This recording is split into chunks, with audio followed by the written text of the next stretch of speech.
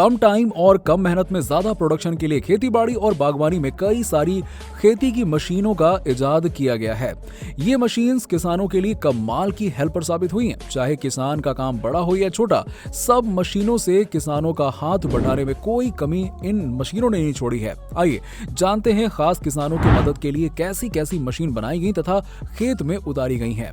Video शुरू करने से पहले अगर आप हमारे चैनल पर पहली बार आए हैं तो चैनल को सब्सक्राइब कर लीजिएगा। चलिए वीडियो शुरू करते हैं। ट्रैक्टर खेती को आज भी सोना माना जाता है और जहां तक ट्रैक्टर का सवाल है, ये इतिहास में सबसे महान आविष्कारों में से एक है। ट्रैक्टर ने किसानों की हर जरूरत को पूरा किया है। पथरीले जमीन पर तेजी से चलने के लिए डिजाइन किए गए पहियों के साथ ट्रैक्टर बाढ़ वाले खेतों पर भी अच्छी तरह से काम करते हैं। एक ट्रैक्टर जिसमें हल फिट किया गया है, जमीन के एक टुकड़े को आसानी से जोतने में मदद करता है। अगर इसे गाड़ी से जोड़ा जाए तो माल, भूसा या जानवर को आसानी से बाजार में ले जाया जा सकता है। ट्रैक्टर का इस्तेमाल करके कम पैसों में पूरे खेत में काम किया जा सकता है। ट्रैक्टर की मदद से खेत के चारों ओर घूम घूम कर कोने कोने में काम करना संभव है। Israel farming techno. इस दुनिया में कई देश सूखे का सामना कर रहे हैं, वहीं इजराइल ने अपनी मॉडर्न टेक्नोलॉजी से न सिर्फ खेती से जुड़ी कई समस्याएं खत्म की हैं, बल्कि दुनिया के सामने खेती को फायदे का सौदा बनाने का उदाहरण भी रखा है। इजराइल ने न केवल अपने डेजर्ट एरिया को हरा भरा किया, बल्कि अपनी तकनीकी को दूसरे देशों तक भी पहुंचाकर काफी मदद की है।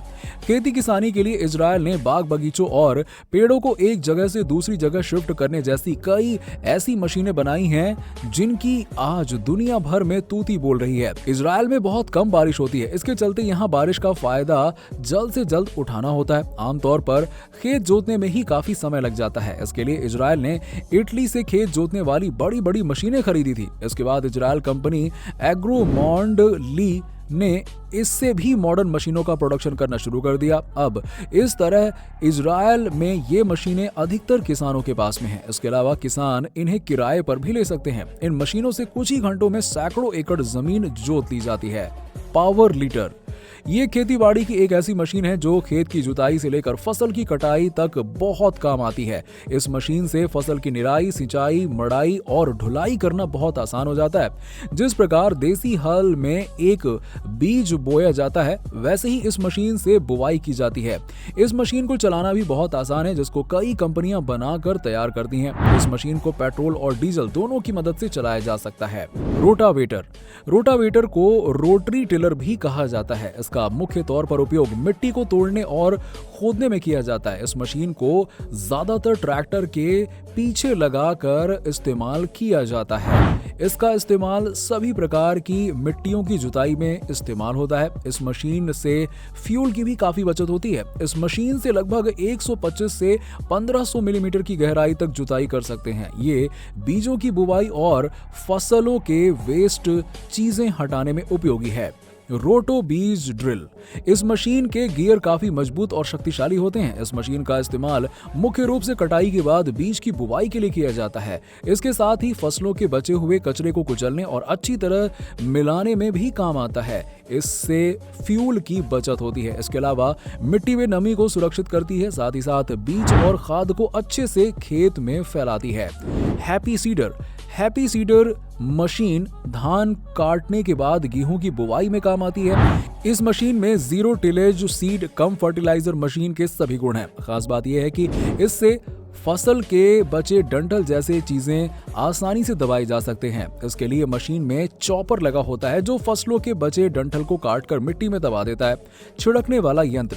जैसे कि नाम से मालूम पड़ता है, इसका उपयोग खेत पर कीटनाशकों, जड़ी बूटियों और उर्वरकों का छिड़काव करने के लिए किया जाता है। कुछ स्प्रेयर का उपयोग पानी के छिड़काव के लिए भी किया जाता है। आज स्प्रेयर खेती में सबसे इंपॉर्टेंट इक्विपमेंट्स में से एक बन गया है।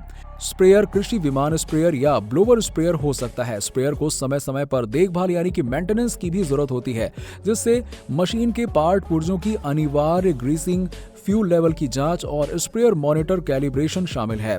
असरदार छिड़काव के लिए बूंद का प्रेशर भी इंपॉर्टेंट रोल निभाता है और छोटी बूंद का पानी के दबाव पर निर्भर करता है। कटर और श्रेडर मशीन का उपयोग खेत में उगने वाले एक्स्ट्रा पौधों को काटने के लिए किया जाता है। श्रेडर में 3 काम शामिल हैं, सामान्य रूप से काटना, फाड़ना और तोड़ना, और किसानों के काम में ज्यादा ही छोटे पौधों को काटने या तोड़ने के लिए श्रेडर का उपयोग किया जाता है। और श्रेडर नारियल के खेत के कचरे, केले के खेत के कचरे आदि जैसे सभी कचरे को काट सकता है। इस मशीन का फ्रेम माइल्ड स्टील या टंगस्टन कार्बाइड से बना होता है और इसमें 1 से अधिक कटर लगे होते हैं। फील्ड कल्टीवेटर, जैसा कि नाम से ही अंदाजा लगाया जा सकता है कि यह मशीन खेत की खेती करने के लिए उपयोग की जाती है। ये फसलों को बोने के लिए सबसे अच्छी तरह से बीज बोता है और खरपतवारों को भी मिटाता है और सख्त मिट्टी को नरम बनाता है ताकि मिट्टी में आसानी से पानी मिलाया जा सके और पोषक तत्व भी फसल तक पहुंच सके। ये मिट्टी में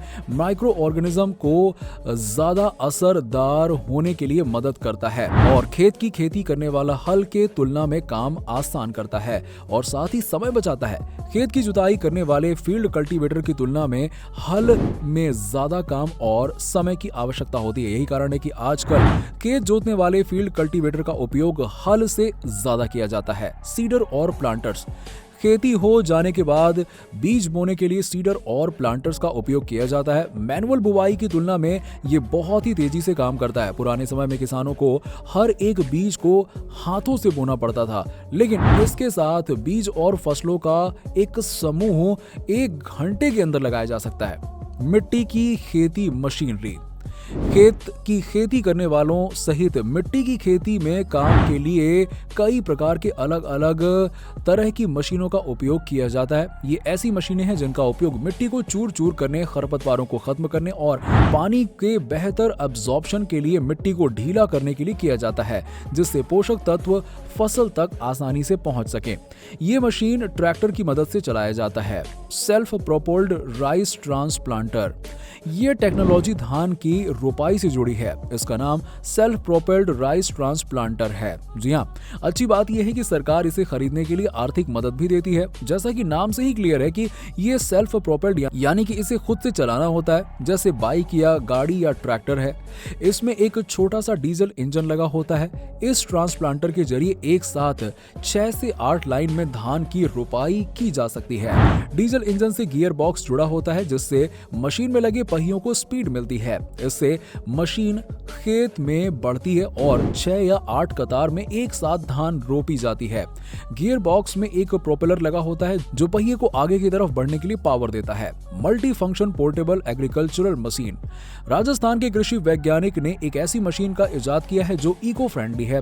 इस मशीन की खास बात यह है कि फसल में लगने वाले कीट पतंगों को हटाने के लिए किसानों को केमिकल वाली दवाइयों का प्रयोग नहीं करना पड़ेगा। Multi function portable agricultural machine का उपयोग हरियाणा, पंजाब, राजस्थान, मध्य प्रदेश, उत्तर प्रदेश के कई जगहों पर करके देखा गया है, जहां इसका इस्तेमाल फायदेमंद साबित हुआ है। इसका वजन सिर्फ 8 किलो है। वैसे जो पौधों का रस चूसते हैं कीड़े या फिर जो कीड़े पत्तियों को काटते हैं, ये मशीन सभी प्रकार के इंसेक्ट्स के लिए कारगर है। किसान को बीज बुवाई, खाद डालने और फसल में दवाई छिड़काव के काम में भी ये मशीन मददगार है।